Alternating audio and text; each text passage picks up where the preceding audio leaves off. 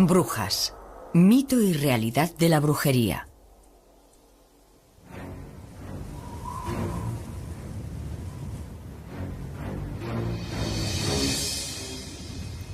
Existe en el diccionario una palabra tan controvertida y evocadora que su sola mención conjura una gran profusión de imágenes y sensaciones. Esa palabra es brujería. Round about the cauldron go, in the poisoned entrails throw. Giremos en torno de la ancha caldera But under cold stone days and y nights, cuaje los filtros la roja lumbrera. poisoned venom, Oculto alacrán que en las peñas sombrías boil thou first. sudaste veneno los 31 días. Double, Sé tú quien se cueza de todos primero al fuego del bodrio que dora el caldero. En esta obra de teatro escocesa, Shakespeare nos habla de unas hechiceras que elaboran pócimas, predicen el futuro, reconocen haber provocado matanzas de cerdos, el naufragio de barcos y tormentas de viento. Para el resto de la gente era razón suficiente para justificar su persecución y ejecución en la hoguera. Estaban consideradas como instrumento del caos y autoras de todos los males, y el único modo de librar al mundo de su malignidad era el fuego purificador. En realidad, las brujas de Macbeth son un remedo. Son estereotipos. En lo que respecta a la verdadera brujería, una y otra vez nos ocupamos de un campo que contiene muchos mitos, muchas exageraciones. Estamos acostumbrados a la imagen del siglo XX, la imagen de la vieja bruja concebida por Shakespeare, la malvada anciana preparando sus brebajes en la olla y cosas así. Pero las brujas en el sentido tradicional jamás han sido realmente así. El paganismo, la Wicca o la brujería, o como quiera llamarlo, ha sido malinterpretado por la Iglesia y el Estado durante tanto tiempo que la gente no entiende realmente lo que representamos. Hay muchas connotaciones y conceptos falsos. La brujería es un conjunto de creencias muy antiguas. La creencia de que algunas personas obtienen poderes por otros medios para ejercer influencia y control es diferente del paganismo. El paganismo es la creencia en otros dioses, en un dios no cristiano. A pesar de que la gente suele confundir ambos conceptos, no tienen nada que ver entre sí. La utilización de 3 brujas en la obra refleja el folclore popular. Es un número místico, el comienzo, el centro y el final, las fases de la luna, el nacimiento, la vida y la muerte, la madre, el padre y el hijo. Incluso las propias brujas tienen su triple ley. Se cree que todo acto mágico emitido por una hechicera retorna con una fuerza 3 veces mayor. Por ejemplo, una acción de buena voluntad devuelve a la bruja la bondad por triplicado. Asimismo, si se utiliza la magia con fines perversos, las consecuencias serán nefastas. Sin embargo, cuando pensamos en las brujas, nos las imaginamos actuando contra el bien común. Nos vienen a la mente las historias de persecuciones, torturas y muerte. Para obtener la confesión de las brujas que se mostraban reacias a hablar, se inventaron muchos instrumentos de tortura. Se llevó a cabo un gran número de juicios y procesos para identificar a las brujas. En Inglaterra, Enrique VIII emitió el primer decreto contra la brujería en 1542. El segundo decreto contra la brujería fue aprobado en 1563, bajo el reinado de Isabel I.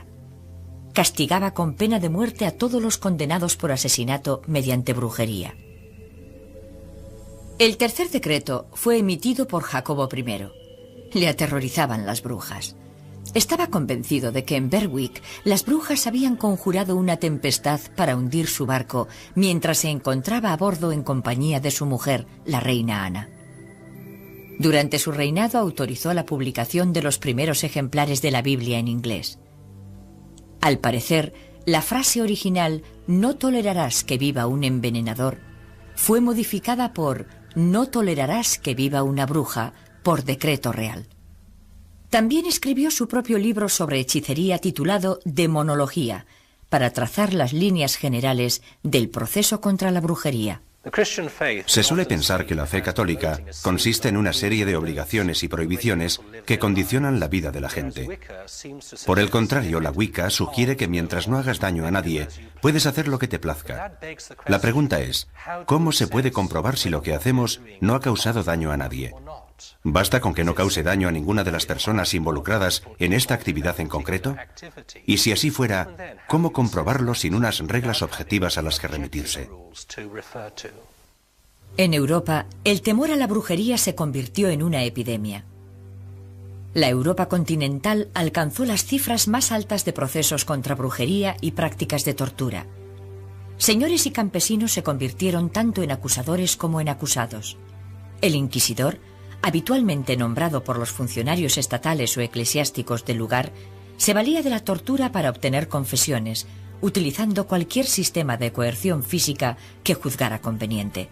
Cientos de acusados fueron quemados en la hoguera. En pueblos pequeños y aldeas, las disputas entre vecinos podían resultar peligrosas. La posibilidad de ser acusado de brujería era terrorífica. La obsesión paranoica alcanzó proporciones inmensas.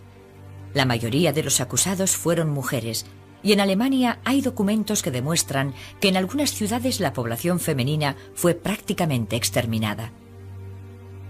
Un método típico de tortura fue la silla de las brujas de Bamberg. Estaba fabricada en hierro y cubierta de clavos. El reo era obligado a sentarse en la silla mientras se calentaba al rojo vivo. A la consiguiente confesión solía seguir la ejecución en la hoguera.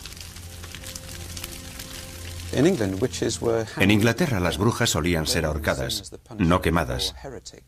La hoguera se consideraba un castigo por herejía, algo de lo que las brujas no eran acusadas. Las acusaban de mutilar a la gente mediante brujería, y eran juzgadas y castigadas por delito criminal por las heridas que habían provocado. Por el contrario, en la Europa continental, las brujas eran quemadas. Posiblemente esta sea la razón del concepto erróneo que se tiene de las brujas inglesas. Al igual que en otros muchos casos de la historia, el tiempo distorsiona y altera los conceptos populares, como es el caso de la silla de agua. Se cree equivocadamente que las brujas eran sumergidas en agua. Atar a la acusada al extremo de un aparato alargado y meterla en agua era un castigo reservado a las mujeres de carácter violento, gruñonas y maltratadoras. Este castigo era un modo de aplacar su mal humor. En la práctica era una forma de humillación pública muy eficaz. En el caso de brujería, el equivalente más cercano sería la prueba del agua. Un grupo de vecinos ataba con cuerdas a la bruja y la arrojaba a un río o un estanque para comprobar si flotaba o se hundía. Si flotaba, se interpretaba como que el elemento agua la rechazaba. Es decir, el bautismo era visto como un signo de culpabilidad. Si se hundía, probablemente era inocente. En ese caso había que sacarla inmediatamente por si se ahogaba. En ambos casos no era un castigo. Los aldeanos debían comunicar su presunto delito a un juez y éste debía proceder a establecer un juicio ante un tribunal.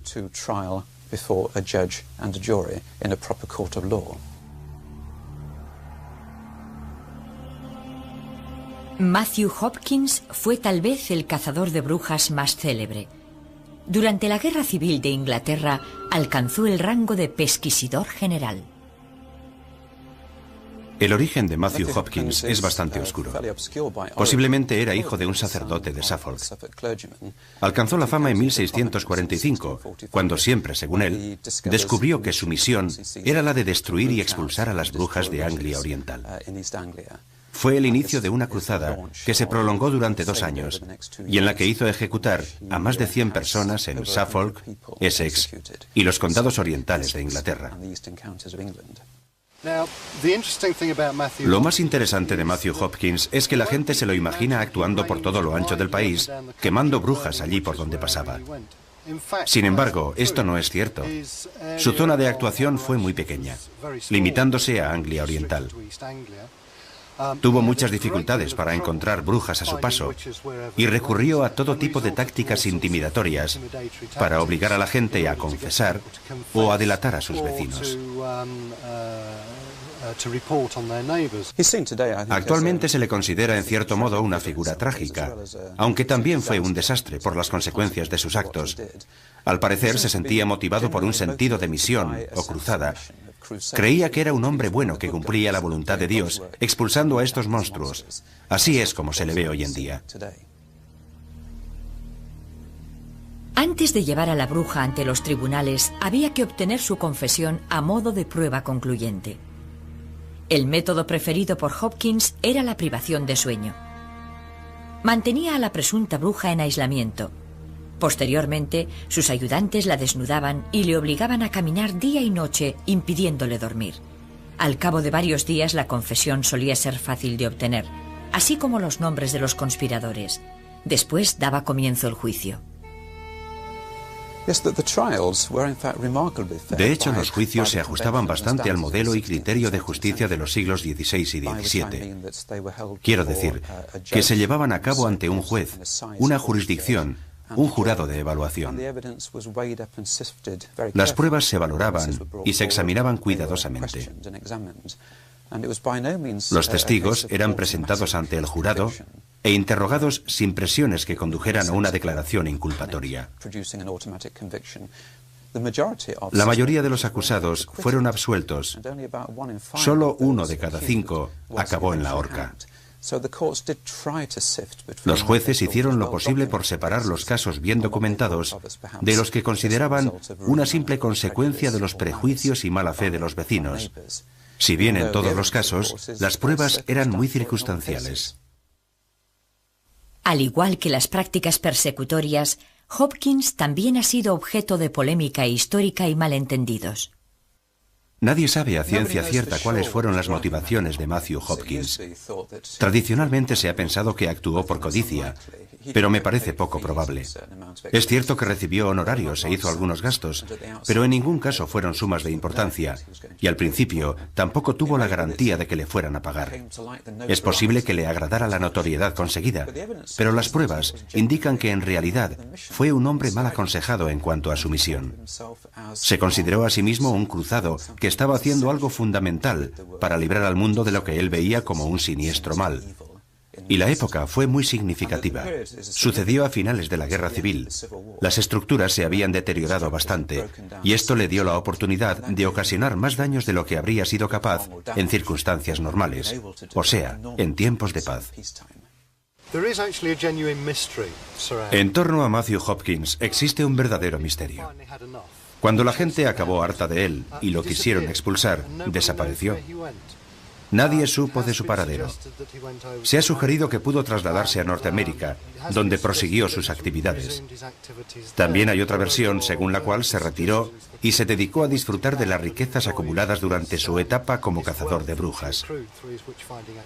Sin embargo, al menos uno de los autores que conozco ha destacado el hecho de que la compra de juicios por brujería pudo haberse producido en los tiempos en que vivió Matthew Hopkins, si bien oficialmente sucedió unos 50 años después de la fiebre inquisitorial.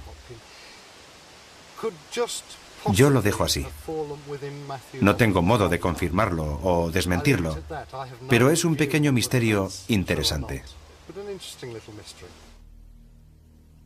En 1692, en Salem, Massachusetts, las crónicas relatan que 3 niñas del pueblo habían sido iniciadas en la magia y las ciencias ocultas por Tituba, la criada de la familia. Empezaron a sufrir ataques y crisis histéricas inexplicables. Samuel Parris, el sacerdote del lugar, creyó que su comportamiento se debía a una posesión diabólica. Al principio las niñas acusaron a la criada Tituba. Esta admitió su culpabilidad por voluntad propia. Poco se sabe acerca de las prácticas de magia de Tituba, pero en general se cree que instruyó a las niñas en el arte del vudú. Entonces, las tres jóvenes empezaron a dar otros nombres de gente que no comprendía por qué les habían implicado. Entre el 10 de junio y el 22 de septiembre, 19 vecinos de Salem fueron ahorcados. En el caso de Salem, el proceso norteamericano, el episodio se inicia cuando unas niñas jóvenes, adolescentes o preadolescentes, aseguran estar poseídas. Ahora tan solo podemos especular con lo que dirían los psiquiatras o psicólogos. Pero ellas descubrieron muy pronto que esto les daba un grado de poder nuevo y asombroso dentro de su propia familia y de la comunidad. Normalmente la opinión de una adolescente no cuenta para nada en un contexto así.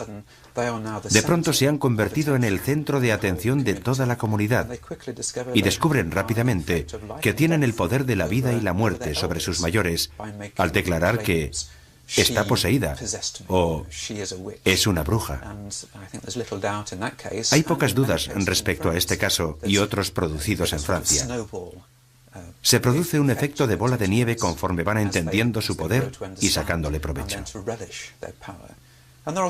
En Inglaterra hay más ejemplos documentados de niños o adolescentes que aseguran estar poseídos y que acaban corrompidos por el poder que han adquirido.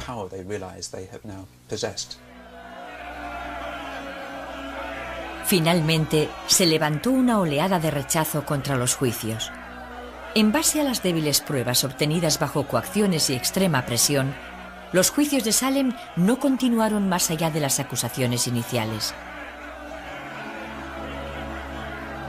Si examinamos los acontecimientos desde otro punto de vista, también encontraríamos una explicación creíble de los juicios. Parris recibía principalmente el apoyo de los granjeros más pobres del pueblo de Salem. Para ellos, Parris y la iglesia rural representaban la estabilidad y los valores tradicionales. Pero el poder que estaban alcanzando los comerciantes suponía una amenaza para su modo de vida. Muchos de los que fueron víctimas de la caza de brujas encabezada por Parris y sus partidarios estaban relacionados con esta nueva clase social de Salem. La historia de Salem quedó inmortalizada en una obra teatral de Arthur Miller, titulada El Crisol. En ella se reflejan los juicios de McCarthy que estaban teniendo lugar en aquella época en Norteamérica. El paralelismo con el clima de acusaciones donde nadie podía sentirse seguro era evidente. Sin embargo, para la mayoría de la gente, la diferencia entre literatura y hechos históricos es confusa. Pienso que en Inglaterra y en Norteamérica la brujería no es propia de gente que ejerce el poder. No creo que sea una forma correcta de enfocarlo. Básicamente en Inglaterra y claramente en Norteamérica comienza en los niveles sociales más humildes, con las rivalidades y choques de personalidad dentro de una pequeña comunidad. A menudo la bruja es alguien marginal, de avanzada edad, poco apreciada y que se lleva mal con sus vecinos. Tal vez el mejor ejemplo de persecución a una supuesta bruja por motivos políticos lo podamos encontrar en la historia de Juana de Arco. Se había convertido en una amenaza para la Iglesia y el Estado, pero se utilizaron los rumores de brujería y el hecho de que ella admitiera escuchar voces en su interior como razón legítima para ejecutarla. Juana de Arco fue quemada en la hoguera por la Iglesia en 1431 bajo la acusación de herejía. Existen pocas dudas de que las razones fueran exclusivamente políticas, porque 500 años más tarde, Juana de Arco fue canonizada por la misma Iglesia que la había condenado a muerte. Todavía circula una teoría, a la que los historiadores no dan demasiada credibilidad, según la cual Juana fue una bruja. Es una leyenda que persiste y que vuelve a surgir en diferentes formas. La más sencilla es que ella pertenecía al antiguo credo, la brujería en estado puro, y que estaba cumpliendo ciertas obligaciones relacionadas con esa antigua religión. Hay que recordar que Dom Raimi, donde ella nació, era conocido por sus prácticas mágicas. Tenían un árbol embrujado y un pozo encantado. Fue bajo ese árbol donde Juana escuchó voces por primera vez. Hay muchas razones para pensar que aunque no fuese una bruja, seguramente estaba influida por la antigua religión. A mi parecer, Carlos VII era un hombre muy narcisista y vanidoso, y que estaba deseando librarse de ella. No olvidemos que Juana tenía fama de ser muy hábil discutiendo, muy obstinada. Fue apresada por los borgoñeses en una acción que ella misma había propiciado contra el expreso deseo de Carlos VII. En cierto modo, para él, fue un alivio librarse de ella, porque no quería involucrarse en una guerra. Hubo otras persecuciones que se llevaron a cabo simplemente por afán material. En el siglo XIV, el rey de Francia, Felipe el Hermoso, emprendió una campaña contra la Orden de los Templarios.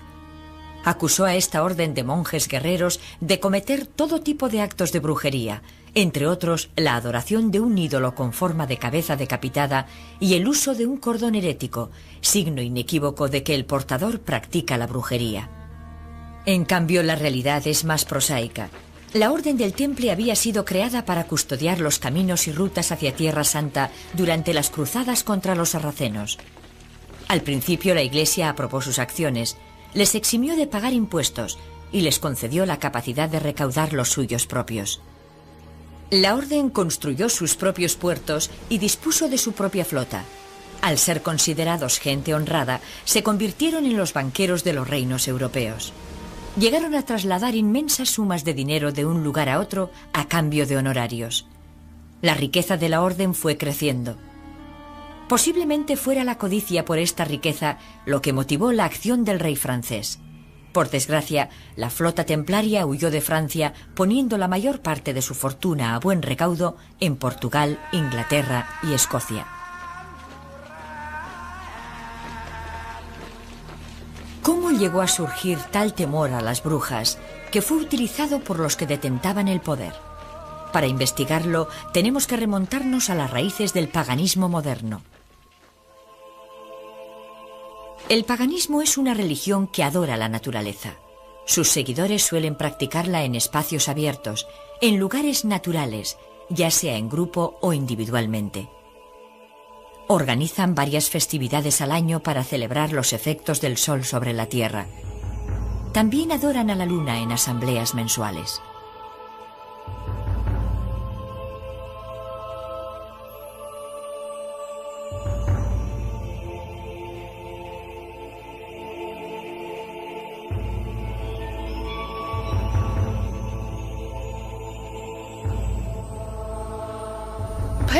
El paganismo o la Wicca es el amor por la tierra, el amor por la naturaleza y todo lo que hay en este planeta.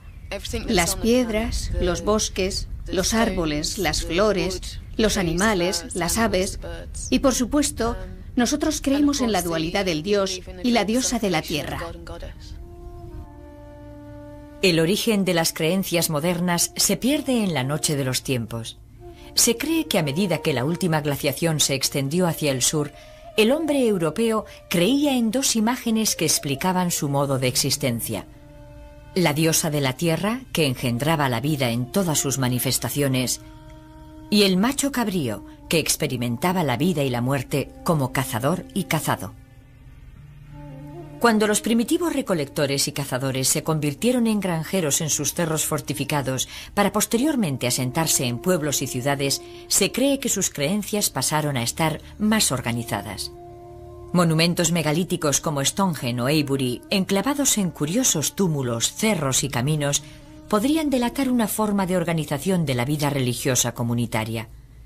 Conforme las comunidades se hicieron más complejas, su organización también cambió. Los griegos y romanos antiguos formalizaron su concepto de los dioses construyendo panteones, una reminiscencia de los nórdicos y otras culturas anteriores a la suya. Sin embargo, el concepto de la madre tierra y el macho cabrío es común en todas ellas.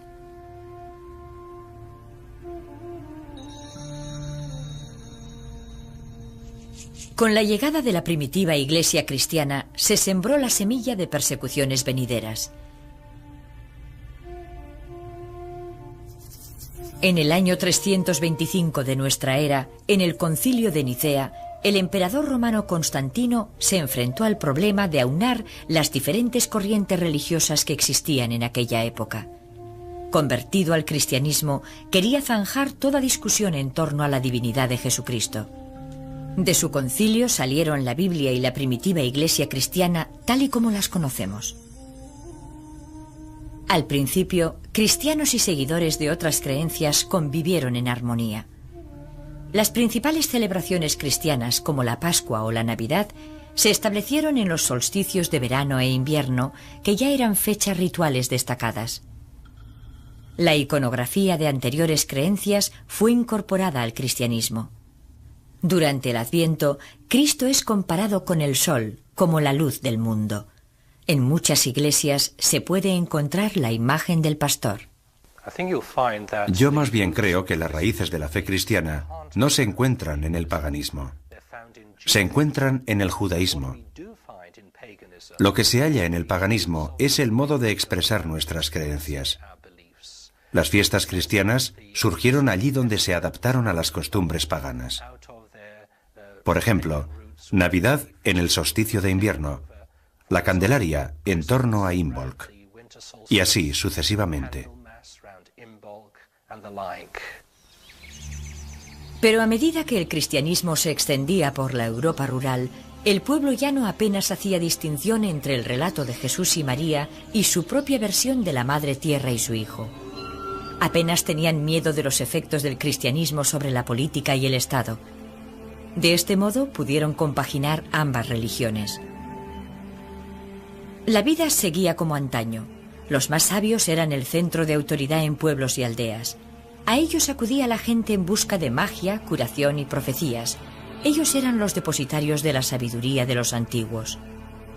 Finalmente, fueron conocidos en su conjunto bajo el término anglosajón de Wicca, que se podría traducir como el que da forma a lo desconocido.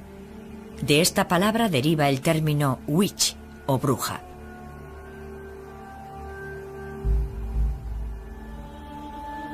Pero esta coexistencia pacífica de ambas religiones no estaba llamada a durar. Así comenzó la persecución. La Iglesia condenó a la Madre Tierra, declarando que como diosa de la tierra era la generadora de todos los placeres terrenales que la Biblia definía como pecado.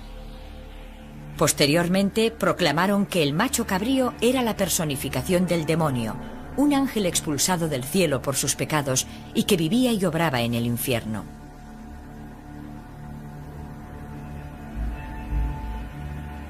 El diablo medieval tiene cabeza de chivo, que podría venir del dios griego Pan o de la cabra Amaltea, nodriza del dios griego Zeus o del dios romano Júpiter. Así se establecieron unas líneas de combate cuyas consecuencias ya hemos observado.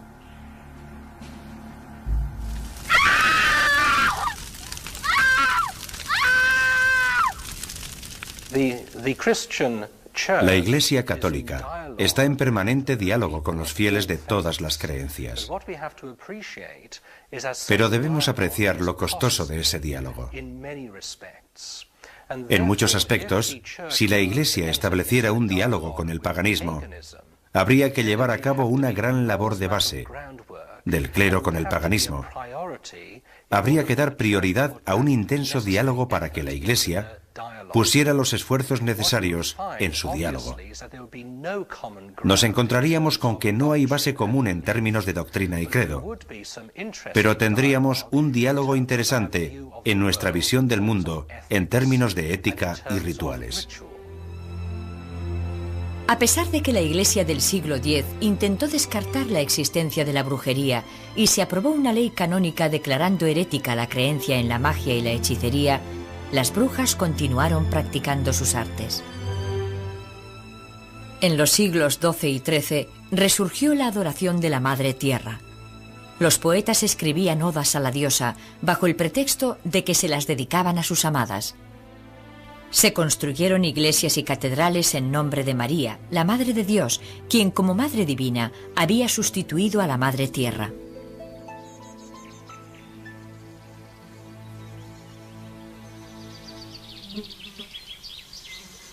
Fue durante el siglo XIII cuando la Iglesia cambió su política de negación de la brujería.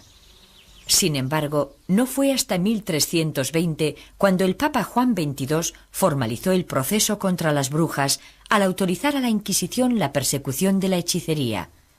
4 años después, el 3 de noviembre, Petronila de Meath fue la primera en ser quemada en la hoguera bajo la acusación de brujería. Sucedió en Irlanda. A partir de esa fecha, las declaraciones papales y las bulas pontificias fueron implacables en las condenas de brujería. En 1484, el Papa Inocencio VIII publicó la bula Summis Desiderantes, dando permiso a Cranmer y Sprenger, 2 miembros de la Inquisición, para sistematizar la persecución de las brujas. Juntos escribieron el Malleus Maleficarum, conocido como el Martillo de las Brujas. El Malleus Maleficarum era un voluminoso libro muy erudito y extraño, escrito por 2 monjes dominicos en el siglo XV, en el que explicaban con todo lujo de detalles lo que hacían las brujas, la organización del sofisticado culto al diablo. Fue algo que favoreció y estimuló, en mayor grado todavía, la persecución sistemática y el hostigamiento de las brujas en la Europa continental a partir del siglo XV. Fue editado 2 o 3 años después de una bula papal en la que se denunciaba la brujería. Es una prueba clave que demuestra en qué medida las autoridades trataban el fenómeno de la brujería como si fuera una grave amenaza.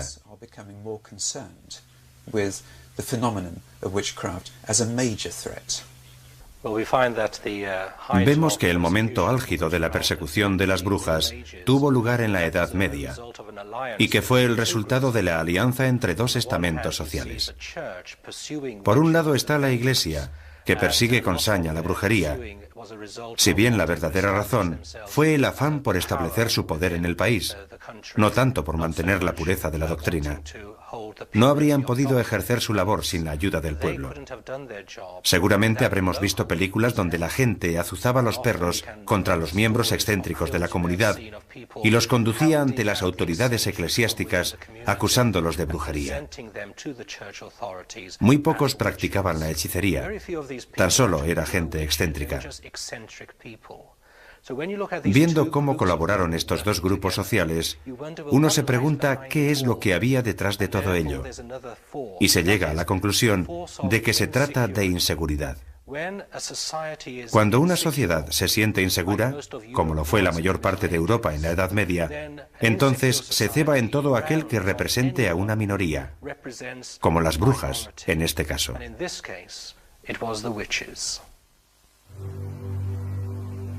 Ahora las brujas ya no eran practicantes de la antigua religión, o curanderas o instructoras, eran las esclavas de Satán. Para la Iglesia las brujas eran mujeres, porque sucumbían fácilmente a la lascivia y la maldad del diablo. Para incrementar la creencia y el temor del pueblo, la Iglesia se limitó a darles la vuelta a las prácticas y rituales cristianos. Las brujas adoraban al diablo en lugar de a Dios, remedaban la misa cristiana y disfrutaban de los placeres terrenales. Fue entonces cuando la Iglesia definió la brujería como herética y las últimas dudas del pueblo llano se disiparon. En tiempos recientes hemos contemplado un resurgir de las antiguas costumbres.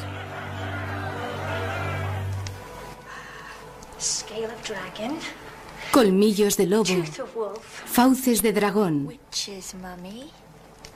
humores de momia y el de tiburón.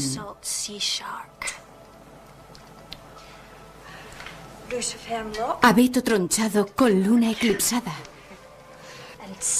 de tártaro labios, de tuerto quijada. En la brujería moderna, lo más parecido a las pociones mágicas es el uso de hierbas medicinales. Con las plantas se elaboran ungüentos, pomadas, componentes medicinales y extractos. Se utilizan principalmente como remedios curativos y como protección, y se dice que estimulan la meditación y atraen las energías telúricas. Las personas acusadas de magia blanca, igual que de magia negra, sí que elaboraban extractos de hierbas, pero no creo que este hecho de por sí fuera visto en aquellos tiempos como magia. Además de los brebajes, había que añadir algún tipo de conjuro ritual, un encantamiento o algo de rasgo sobrenatural. Si nos fijamos en las brujas de Macbeth, todas ellas están depositando ingredientes en la caldera, pero al mismo tiempo recitan sortilegios y fórmulas de hechicería. Eso es lo que le otorga la dimensión mágica. Cada año, muchos paganos ejecutan un ritual de sanación para demostrar su devoción por la tierra. Se reúnen en diferentes lugares del mundo para agasajar o sanar a la tierra con su amor. El ritual que se lleva a cabo está destinado a devolverle a la tierra parte de la energía que les ha entregado, centrándose en los recursos vitales que proporciona el planeta.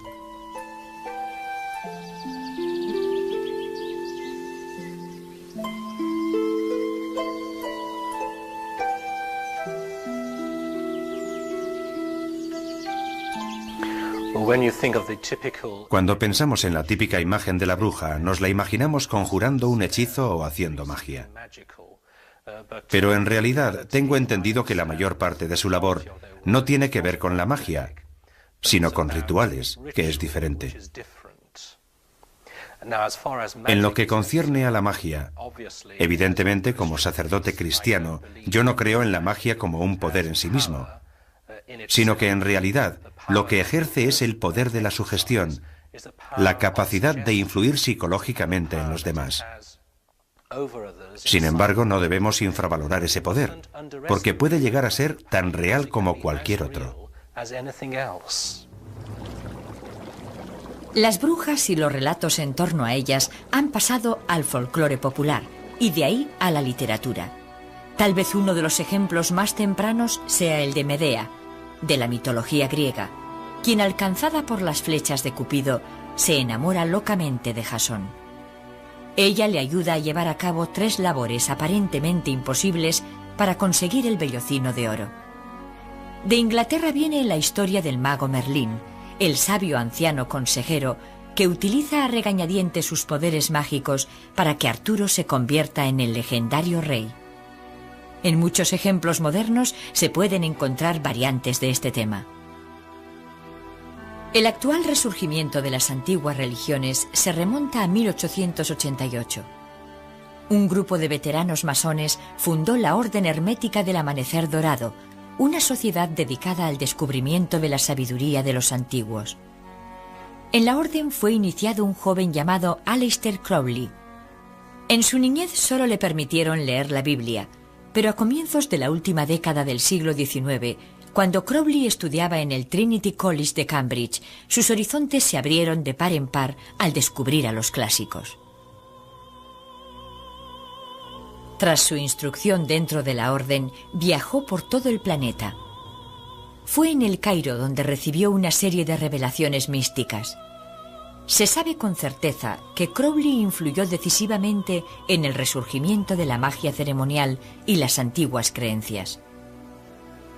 Es posible que a su labor debamos los horóscopos y los tableros de Ouija. Gerald Gardner, a quien muchos consideran el fundador de la Wicca moderna, fue iniciado por Crowley en la orden que éste presidía. El apasionado interés de Gardner por el renacimiento de la masonería y el gran número de libros que aportó seguramente contribuyeron al auge moderno de estas creencias.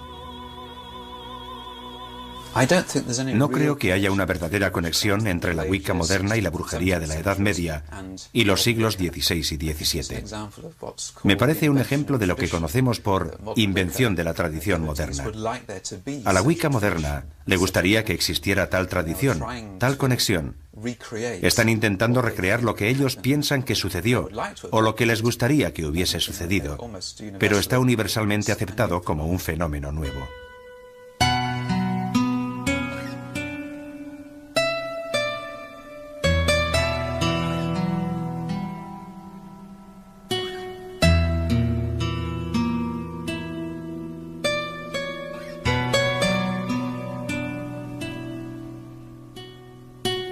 Este es el ritual de la unión de manos tal y como se practica hoy. Al igual que todas las religiones, los paganos celebran la unión de una pareja con una ceremonia nupcial. La acción de la unión de manos es parecida a una boda en ciertos aspectos. Sin embargo, hay algunas diferencias. El término de unión de manos no es simbólico, sino literal. Los contrayentes son atados por las muñecas mediante un cordel y permanecen así durante 24 horas. Así es como declaran su amor mutuo y la sinceridad de sus votos.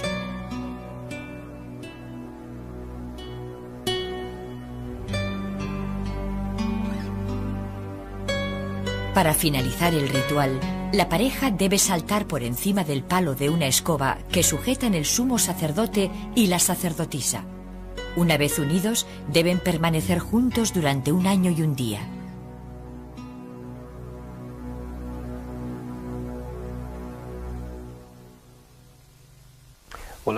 A lo largo del siglo XX, la gente ha intentado encontrar algún tipo de creencia que les proporcione respuestas y soluciones a todos sus problemas. Lo han buscado en la ciencia y en la política, y han descubierto las limitaciones de ambas.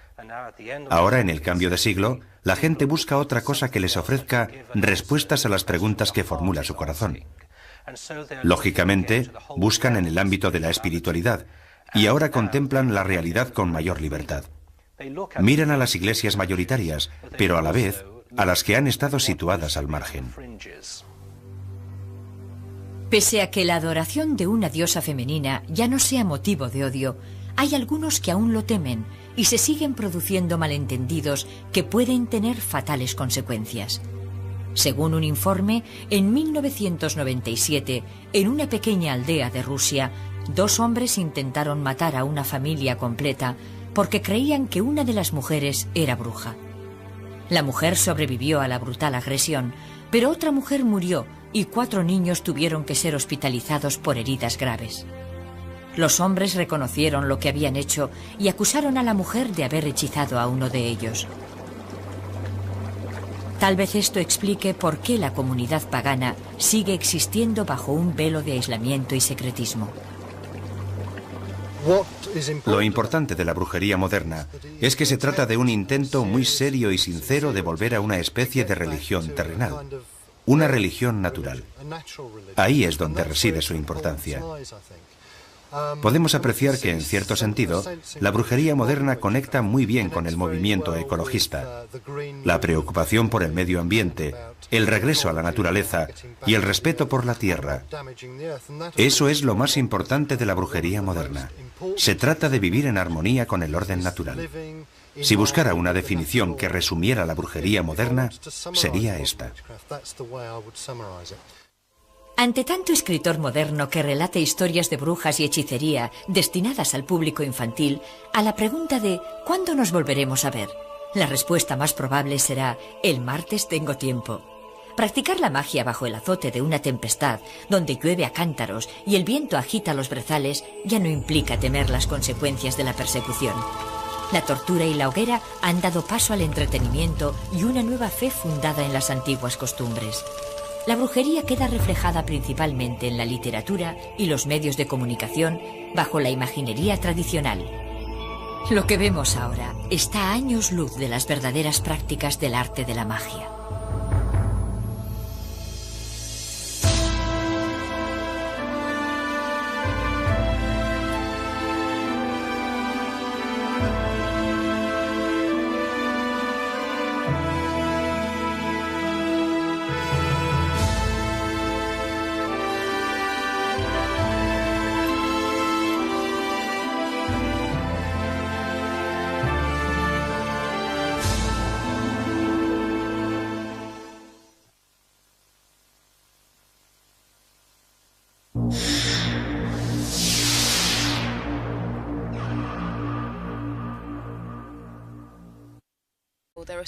Hay muchas connotaciones y conceptos falsos. La brujería es un conjunto de creencias muy antiguas. La creencia de que algunas personas obtienen poderes por otros medios para ejercer influencia y control es diferente del paganismo. El paganismo es la creencia en otros dioses, en un dios no cristiano. A pesar de que la gente suele confundir ambos conceptos, no tienen nada que ver entre sí. La utilización de 3 brujas en la obra refleja el folclore popular. Es un número místico, el comienzo, el centro y el final, las fases de la luna, el nacimiento, la vida y la muerte, la madre, el padre y el hijo. Incluso las propias brujas tienen su triple ley. Se cree que todo acto mágico emitido por una hechicera retorna con una fuerza 3 veces mayor. Por ejemplo, una acción de buena voluntad devuelve a la bruja la bondad por triplicado. Asimismo, si se utiliza la magia con fines perversos, las consecuencias serán nefastas. Sin embargo, cuando pensamos en las brujas,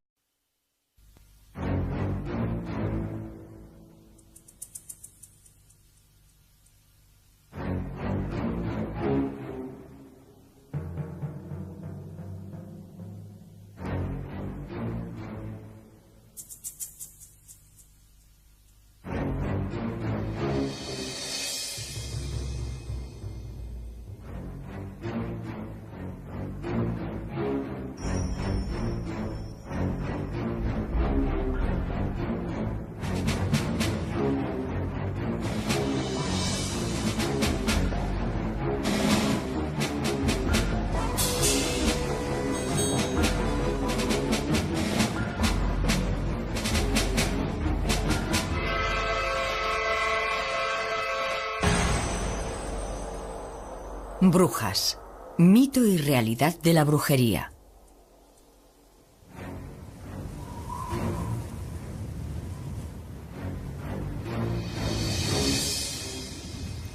Existe en el diccionario una palabra tan codificar su persecución y ejecución en la hoguera. Estaban consideradas como instrumento del caos y autoras de todos los males, y el único modo de librar al mundo de su malignidad era el fuego purificador. En realidad, las brujas de Macbeth son un remedo. Son estereotipos. En lo que respecta a la verdadera brujería, una y otra vez nos ocupamos de un campo que contiene muchos mitos, muchas exageraciones. Estamos acostumbrados a la imagen del siglo XX, la imagen de la vieja bruja concebida por Shakespeare, la malvada anciana preparando sus brebajes en la olla y cosas así. Pero las brujas en el sentido tradicional jamás han sido realmente así. El paganismo, la Wicca o la brujería, o como quiera llamarlo, ha sido malinterpretado por la Iglesia y el Estado durante tanto tiempo que la gente no entiende realmente lo que representamos. Controvertida y evocadora, que su sola mención conjura una gran profusión de imágenes y sensaciones. Esa palabra es brujería. Round about the cauldron go, in the poisoned entrails throw. Giremos en torno de la ancha caldera But under cold stone days and y nights, cuaje los filtros la roja lumbrera. poisoned venom, Oculto alacrán que en las peñas sombrías boil thou first. sudaste veneno los 31 días. Double, Sé tú quien se cueza de todos primero al fuego del bodrio que dora el caldero. En esta obra de teatro escocesa, Shakespeare nos habla de unas hechiceras que elaboran pócimas, predicen el futuro, reconocen haber provocado matanzas de cerdos, el naufragio de barcos y tormentas de viento. Para el resto de la gente era razón suficiente para juzgarlas. Nos las imaginamos actuando contra el bien común. Nos vienen a la mente las historias de persecuciones, torturas y muerte. Para obtener la confesión de las brujas que se mostraban reacias a hablar, se inventaron muchos instrumentos de tortura. Se llevó a cabo un gran número de juicios y procesos para identificar a las brujas. En Inglaterra, Enrique VIII emitió el primer decreto contra la brujería en 1542. El segundo decreto contra la brujería fue aprobado en 1563, bajo el reinado de Isabel I. Castigaba con pena de muerte a todos los condenados por asesinato mediante brujería. El tercer decreto fue emitido por Jacobo I. Le aterrorizaban las brujas.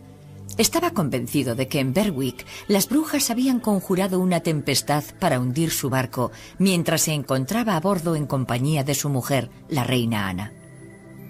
Durante su reinado autorizó la publicación de los primeros ejemplares de la Biblia en inglés. Al parecer, la frase original